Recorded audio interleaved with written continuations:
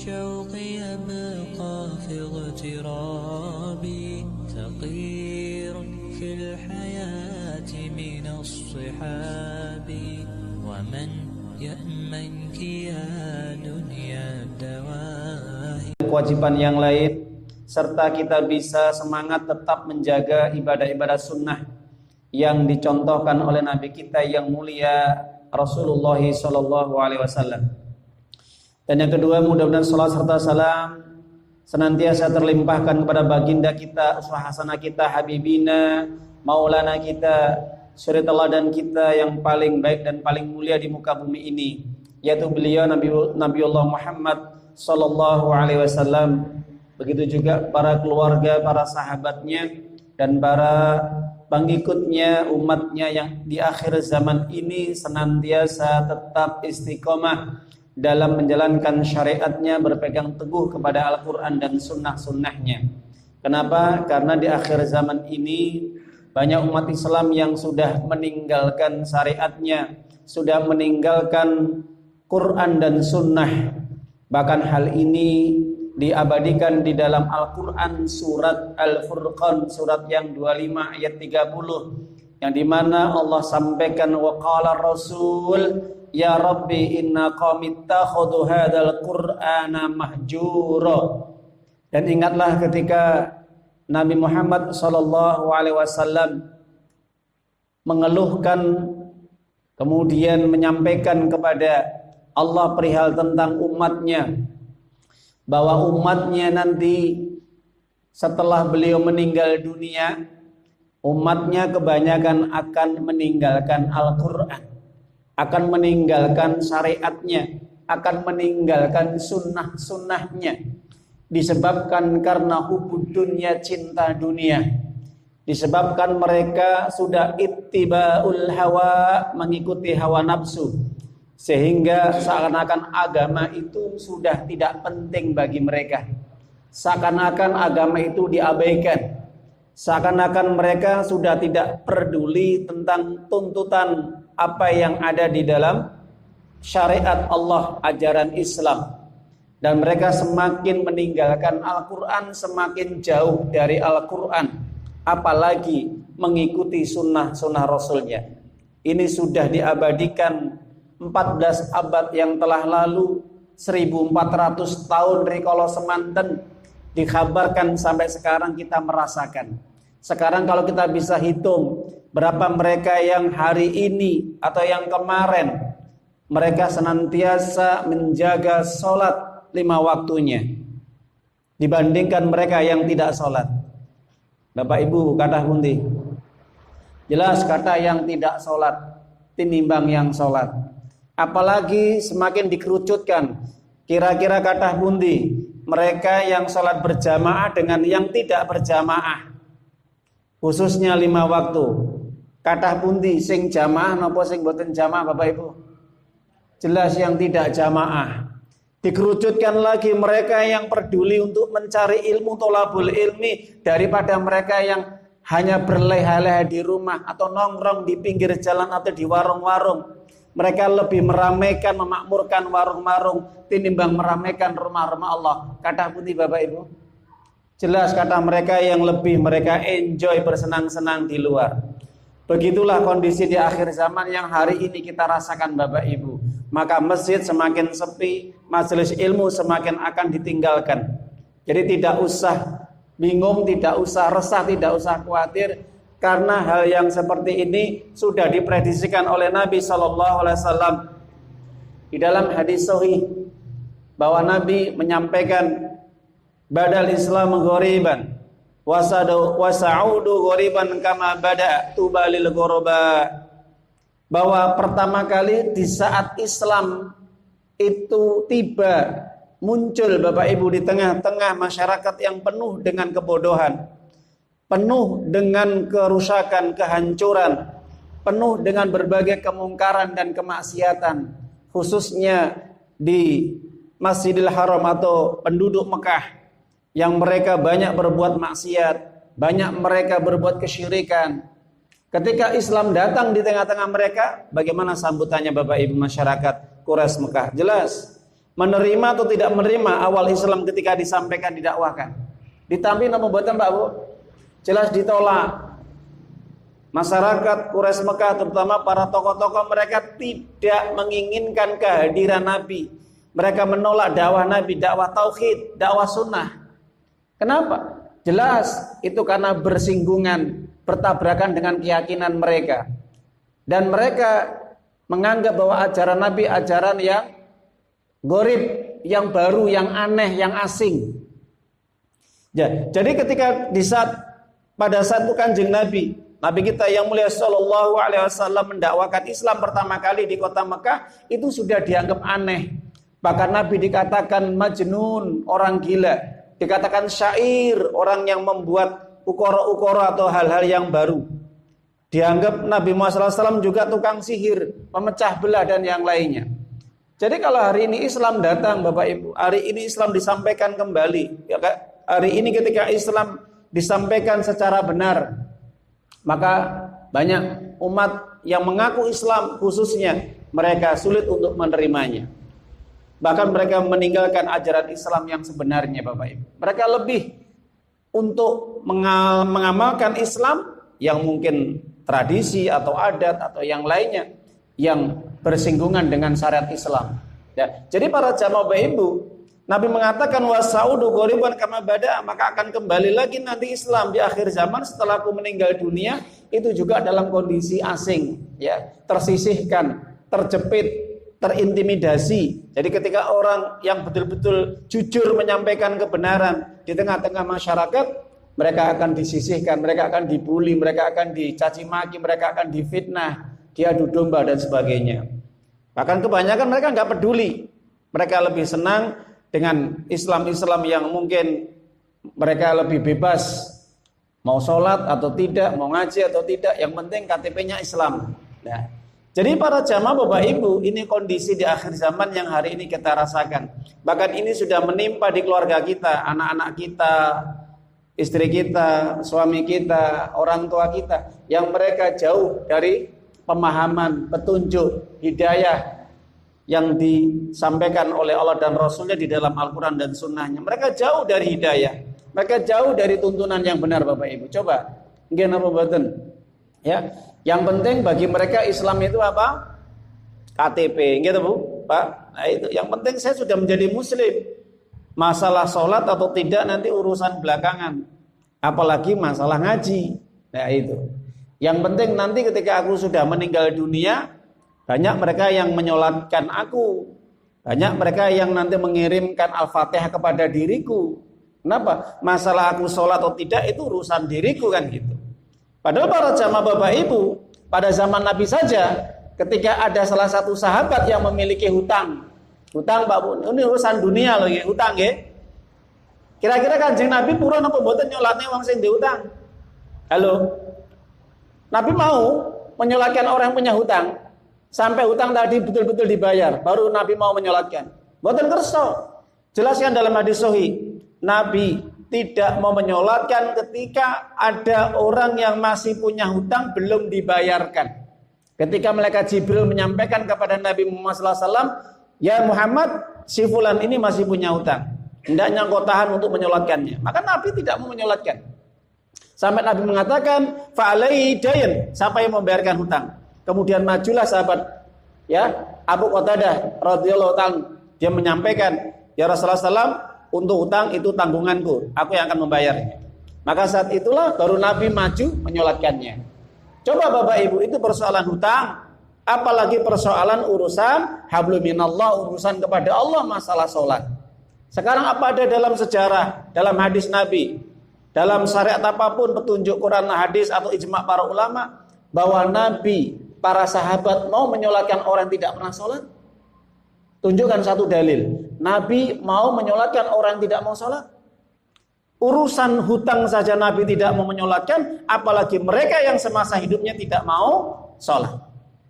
Tapi ya begitulah kondisi akhir zaman, antara orang yang paham, mengerti tentang agama dengan yang mereka bodoh, jahil, tidak mengerti agama, mereka beda jauh, Pak. Allah sampaikan, kul hal yastawil ladina ya'lamuna wal ladina la ya'lamun. Katakan Muhammad, apakah sama antara orang yang paham agama, yang ngerti tentang syariat, dengan mereka yang tidak pernah mau belajar ilmu agama, tidak mau ngaji. Sehingga kalau di tengah masyarakat ada orang nggak pernah ibadah, tetap mereka disolatkan. Gimana betul? Jadi nggak ada perbedaan Pak Bu antara orang muslim, orang mukmin, orang kafir, orang musyrik, orang fasik, orang munafik, dolim, nggak ada perbedaan. Jelas itulah kerusakan kondisi akhir zaman. Masyarakat ketika jauh dari bimbingan wahyu Al-Quran dan Sunnah, campur aduk Pak. Gimana betul? Campur aduk. Yang mereka tidak pernah ibadah dikatakan orang soleh itu. Tetap mereka dimuliakan, tetap mereka dihormati. Padahal semasa hidup mereka tidak pernah menghormati Allah, tidak pernah memuliakan Allah. Kenapa ketika mati dimuliakan Bapak Ibu? Tunjukkan satu dalil di dalam Al-Quran dan hadis Nabi atau ijma' para ulama, bahwa para ulama itu menyolatkan orang yang semasa hidupnya nggak pernah memuliakan Allah, tidak pernah mengagungkan Allah, tidak pernah mentaati Allah. Tunjukkan satu dalil. Kalau ada. Jangankan orang yang tidak sholat, orang yang masih punya hutang saja Kanjeng Nabi tidak mau nyolatkan. Itulah Bapak Ibu. Contoh lagi, ada satu ayat yang jenengan buka, mungkin jenengan kaget, ya. Kenapa kaget? Ketika Allah turunkan di dalam surat At-Taubah surat 9 ayat yang 84, Nabi melarang menyolatkan orang munafik. Gimana Pak Badan? Nabi melarang menyolatkan orang munafik. Sekarang saya tanya dalam penjenengan Bapak Ibu, orang munafik semasa hidupnya sholat Pak Badan? Halo, jangan tidur loh ya. Ini ngaji tenanan ya. Orang munafik itu sholat Pak Badan Pak Bu? Sholat Pak Badan?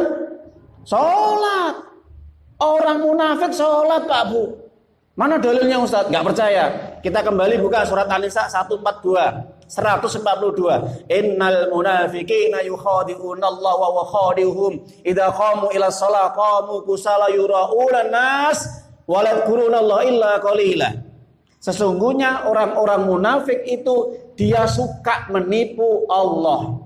Kok bisa Ustaz? Iya. Jadi pekerjaannya orang munafik itu menipu Allah Pak. Jangankan menipu jenengan kula, menipu orang-orang yang beriman. Allah saja ditipu Pak. Allah saja diprank. Apa tuh prank? Ya ditipu. Ya. Bahasa kerennya sekarang nipu kan prank ya. Ya itu. Allah saja diprank Pak, ditipu. Apalagi manusia. Kecil Pak. Kalau menipu manusia itu pekerjaannya orang munafik. Allah saja ditipu. Sang Maha Pencipta ditipu Pak. Sama siapa? Munafik. Bagaimana cara orang munafik menipu? Allah sampaikan di dalam ayat ini, idza qamu ila shalah qamu kusala. Kalau mereka berdiri sholat, mereka sebenarnya sholatnya malas Pak. Bu, mereka itu kalau sholat itu malas. Tujuan sholat mereka itu alladzina yura'un. Apa? Alladzina yura'un, mereka tujuannya supaya riya, pamer, diperhatikan. Karena ada kepentingan dunia baru sholat. Kalau nggak ada kepentingan dunia nggak mau sholat Pak Bu. Itu. Jadi kalau itu menguntungkan dunianya mereka ibadah. Tapi kalau tidak menguntungkan dunianya mereka tidak mau ibadah Pak. Itu sifat orang munafik. Secara tegas dijelaskan di dalam surat Al-Hajj surat 22:11. Bahwa di antara manusia ada yang beribadah pada Allah di pinggir jurang neraka. Bayangkan ibadah pada Allah di pinggir. Nah itu, kalau mereka asabatu khair, kalau mereka mendapatkan kebaikan, mereka taat. Wah seneng Pak, bergoleh badi, ya. Dunianya, napa Pak? Dunianya dapat dia. Kalau dunianya dia dapat hasil dunia, dia akan berbuat taat. Tapi kalau dunianya hancur, dia bangkrut, mungkin dia nggak dapat pekerjaan atau mungkin ekonominya seret, ditinggalkan Allah Pak. Itu orang munafik. Kenapa? Tujuannya ibadah kepada Allah itu karena ada kepentingan dunia. Makanya orang munafik males Pak sholatnya Pak Bu. Males. Tujuannya sholat riya. Seandainya sholat pun Pak, umpama piyambaan sendirian, orang munafik itu ceket-ceket dan kesusu. Ya. Jadi cepet-cepetan sholatnya itu Pak. Ya, itu. Jadi sholatnya itu tergesa-gesa karena ndang segera untuk menyelesaikan dunianya daripada dia menyelesaikan urusannya kepada Allah. Nah, itu. Coba orang munafik saja dilarang untuk disolatkan ketika dia mati. Kenapa? Karena orang munafik suka menipu Allah. Dohirnya seakan-akan Islam, tapi batinnya kufur kepada Allah, menolak syariat, menghina ajaran Islam, lebih cenderung kepada orang kafir daripada membela orang muslim. Itu sifat orang munafik. Menolak hukum-hukum Allah itu sifat orang munafik, Pak. Ya. Jadi kalau ada orang yang menolak hukum Allah, aturan Allah, syariat Allah, itu orang munafik. Makanya turun surat An-Nisa ayat yang 61, surat yang keempat. Wa idza qila lahum ta'alu ila ma anzalallahu wa ila rasul ra'aital munafiqina sudduna anka sududa. Apabila dikatakan kepada mereka orang-orang munafik agar mereka mau diatur sama hukum Allah, Al-Quran dan sunnah Rasulnya, maka orang munafik berusaha dengan mati-matian untuk menghalang-halangi syariat Allah. Nggih napa mboten? Itu sifat orang munafik, Pak. Jadi kalau ada orang ngaku Islam kok menolak hukum Allah, itu orang munafik. Itu bukan orang muslim, Pak. Jelas? Itu kondisi akhir zaman yang dimana Allah sampaikan bahwa Nabi tidak boleh menyolati orang munafik. Siapa mereka? Mereka yang semasa hidupnya suka menipu Allah. Bayangkan orang munafik yang masih sholat aja dilarang untuk disolatkan. Kalau itu terang-terangan kemunafikannya, yaitu ketika mereka memusuhi agama Allah, memusuhi kaum muslimin, menolak syariat, menghina Allah, menghina ayat-ayat Allah, menghina sunnah-sunnah Rasulnya. Padahal mereka ngaku Islam, mereka juga sholat, mereka puasa, Pak. Mereka juga pakai kopiah, pakai sarung, ya haji, ya umroh, ya pakai jilbab. Tapi ketika mengatakan aku menolak hukum Allah, aku menolak syariat Allah, jatuh munafik, Pak. Makanya ketika mereka mati sama Allah dikatakan ya Muhammad wala tusalli ala ahadin mata abadan. Muhammad, jangan engkau mensolati wala tusalli ahadin minhum mata abadan. Jangan engkau menyolati mereka selama-lamanya ketika mereka mati. Wala taqum ala qabri, dan jangan engkau mendoakan di atas kuburan mereka. Surat At-Taubah 84 nanti dibuka di rumah. Jadi asbabun nuzul ini diturunkan kepada Abdullah bin Ubay bin Salul, gembongnya orang munafik di Madinah. Gembongnya orang munafik di Madinah. Nah itu. Di hadapan Nabi baik, Pak. Masya Allah baik. Dia ya ketok sholat jamaah, yo ngaji, yo ngeten yo nderek ngaji, nggih? Nah itu. Dimanapun Kanjeng Nabi tindakan yo nderek, tapi dia menelikung dari belakang. Mengkhianati Nabi. Dia lebih cenderung kepada orang-orang musyrik Quraisy Mekah, bergabung dengan orang-orang kafir dan musyrik, suka mengintai, memata-matai, membocorkan rahasia. Itu Abdullah bin Ubay bin Salul, Pak. Kira-kira ada nggak orang sekarang seperti ini, Pak? Halo, ada? Banyak ya. Pada zaman Nabi aja sudah banyak, apalagi di akhir zaman sekarang orang munafik lebih banyak. Jadi kalau kita kembali kepada nas-nas dalil-dalil Al-Quran dan sunnah Rasulnya dan ijma para ulama bahwa Nabi dilarang menyolati orang munafik tulen loh nggih. Apa itu tulen? Tulen itu karena keyakinannya sudah rusak, karena kufur dalam hatinya. Tapi ada munafik yang amali, Pak nggih, seperti orang muslim yang suka dia berjanji tidak pernah ditepati, kalau berbicara dia berbohong, kalau dipercaya dia berkhianat. Nah, ini orang muslim tapi ada sedikit-sedikit ya kotoran-kotoran munafik yang melekat dalam jiwanya. Nah, ini masih tetap boleh disolati, Pak, selama dia tidak mencela syariat, membenci syariat, tidak menolak hukum-hukum Allah atau syariat Allah, tidak menghina Allah, menghina Rasul, menghina sunnah-sunnah Nabi. Ini masih boleh disolati, atau tidak memusuhi umat Islam atau para ulama itu. Tapi para jamaah Bapak Ibu yang dimuliakan oleh Allah SWT, itu sebagai mukadimah ya. Jadi kita hidup sekarang di akhir zaman ini luar biasa fitnahnya Bapak Ibu. Kenapa? Islam dianggap aneh kalau orang yang betul-betul lurus agamanya, berpegang kepada kebenaran sesuai dengan petunjuk Al-Quran dan sunnah Rasulnya ya. Jadi kalau jenengan presani orang sergap ngaji, sergap sholat, orang pakai jilbab yang syar'i, pakai cadar, orang berjenggot atau mungkin celananya agak naik ke atas sedikit dari betisnya, mungkin dianggap aneh ya. Jadi lumrah, gak usah khawatir, karena kalau hidup di akhir zaman mereka berpegang teguh kepada agama Allah, apa pahalanya Pak Bu?